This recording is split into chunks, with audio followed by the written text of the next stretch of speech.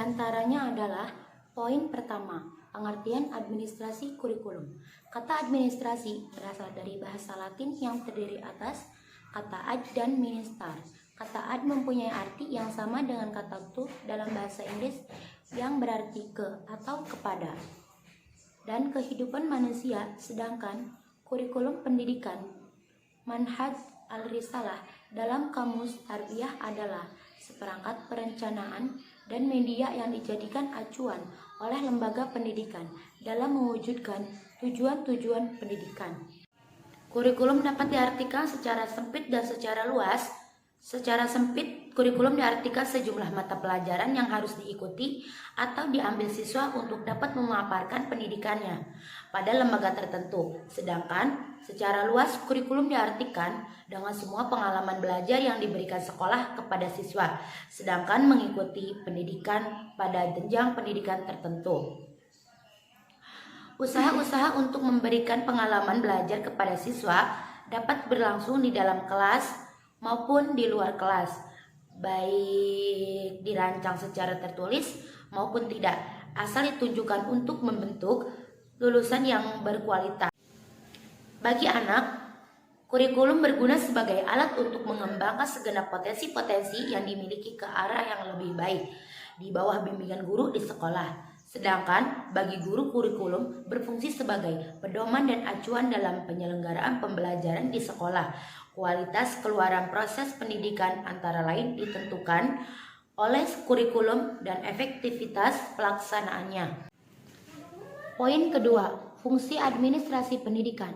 Fungsi pokok administrasi pendidikan secara fungsional akan tampak di dalamnya sebagai kumpulan dari bermacam-macam kegiatan, di mana satu masa lainnya akan berbeda.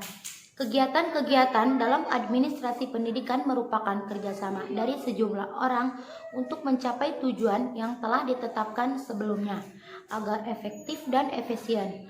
Kerjasama di sekolah merupakan kerjasama para guru kepala sekolah, orang tua murid, dan para karyawan. Termasuk di dalam kerjasama itu faktor pembinaan dan pengawasan para pengawas serta atasan dari instansi terkait. Untuk menjamin dan menciptakan rasionalitas yang tinggi, perlu ada langkah-langkah kegiatan.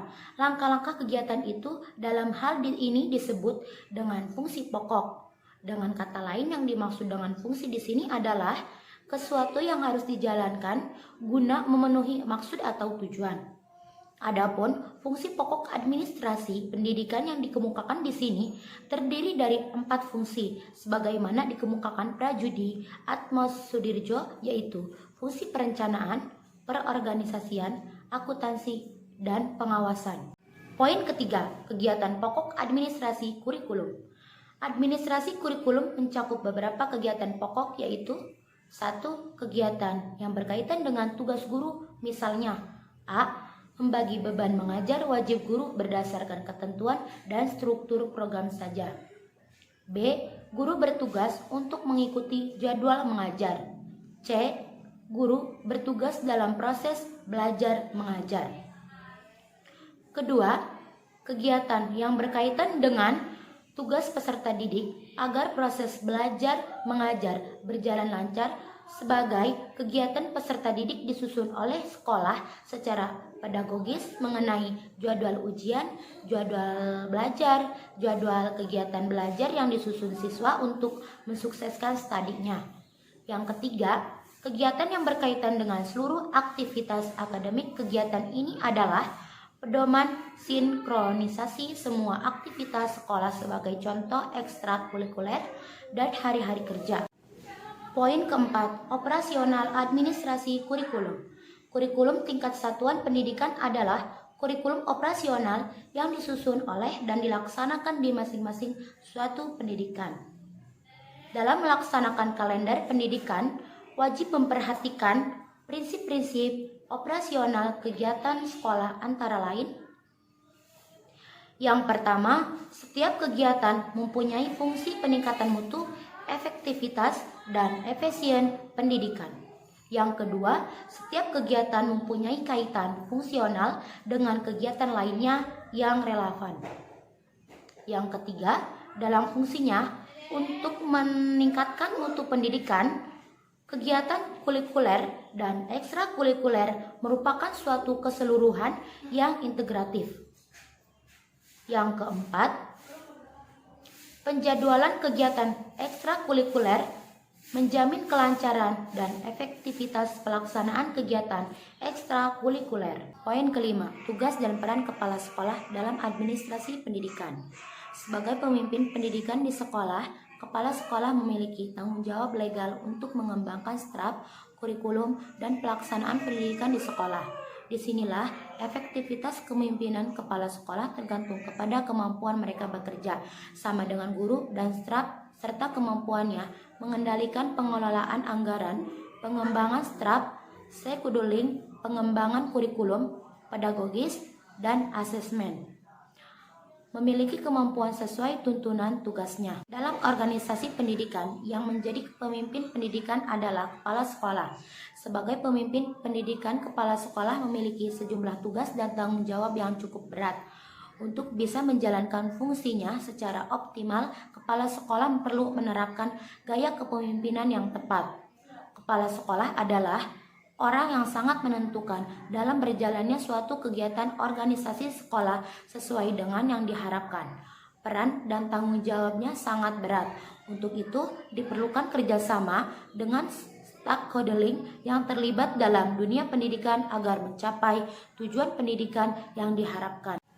Dalam menjalankan tugasnya sebagai pemimpin kepala sekolah, hendaknya kepala sekolah memiliki visi dan misi yang menjadi pedoman dan arahan dalam berpijak.